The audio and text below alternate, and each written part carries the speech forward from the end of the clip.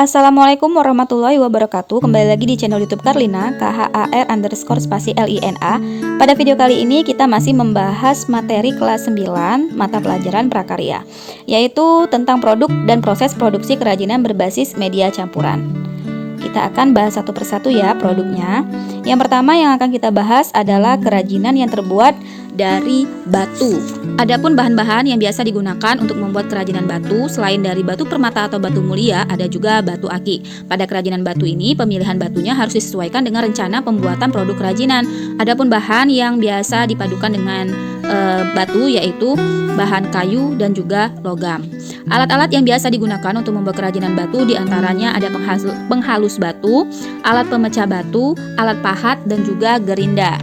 Ini adalah contoh beberapa produk kerajinan batu yang dipadukan dengan logam, bisa berupa kalung, dan batu yang dipadukan dengan kayu, bisa berupa pajangan seperti ini. Berikutnya, kerajinan logam. Logam ini beraneka ragam ya, mulai dari tembaga, besi, perak, emas, dan sebagainya. Bahan-bahan yang digunakan untuk membuat kerajinan logam ini, pemilihannya juga harus disesuaikan dengan rencana pembuatan produknya. Bahan campurannya bisa menggunakan kain, rotan, batu, kerang, dan lain-lain. Alat-alat yang digunakan untuk membuat kerajinan logam diantaranya ada plat, alat patri, tang lancip, penjepit, dan lain sebagainya. Proses pembuatannya biasanya menggunakan teknik bakar ataupun pemanasan. Selain itu juga bisa dengan cara ditempa. Ini adalah beberapa contoh produk dari kerajinan logam. Lihat yang gambar A, itu adalah gantungan kunci perpaduan antara logam dan kain. Yang B, tempat air mineral, perpaduan antara logam dan rotan. Dan yang C sebagai hiasan atau pajangan rumah yang terbuat dari logam dan kayu. Berikutnya kerajinan kayu. Bahan-bahan yang digunakan itu bisa berasal dari kayu jati, kayu mahoni, kayu akasia, dan sebagainya.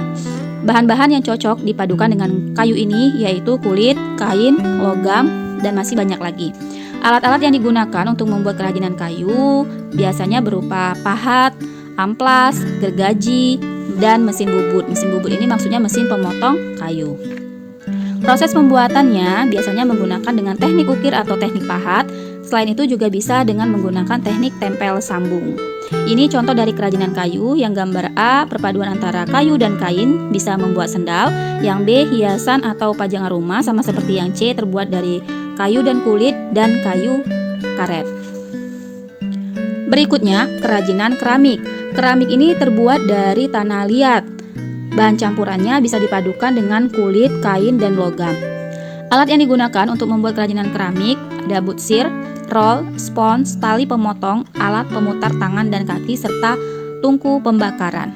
Proses pembuatannya, tanah liat itu dibentuk, kemudian dikeringkan dan dibakar pada suhu sekitar 600 sampai 1300 derajat Celcius. Ini contoh produknya, ada keramik dengan rotan dan ada keramik dengan logam. Bisa berupa produk kerajinannya yaitu guci.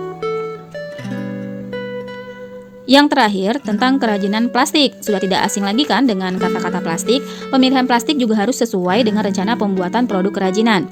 Bahan-bahan yang cocok dipadukan dengan plastik bisa berupa kayu, kain, ataupun logam. Alat-alat yang digunakannya, yang umum digunakan adalah gunting. Tetapi jika plastiknya itu ingin digiling atau dipres, maka kita memerlukan alat khusus untuk menggiling plastik tersebut. Ini contoh dari beberapa kerajinan yang terbuat dari plastik. Yang pertama, plastik dipadukan dengan seng sebagai hiasan kulkas atau hiasan lemari es.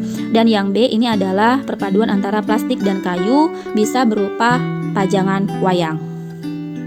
Sekian dulu penjelasan mengenai proses pembuatan kerajinan berbasis media campuran. Semoga bisa bermanfaat. Wassalamualaikum warahmatullahi wabarakatuh.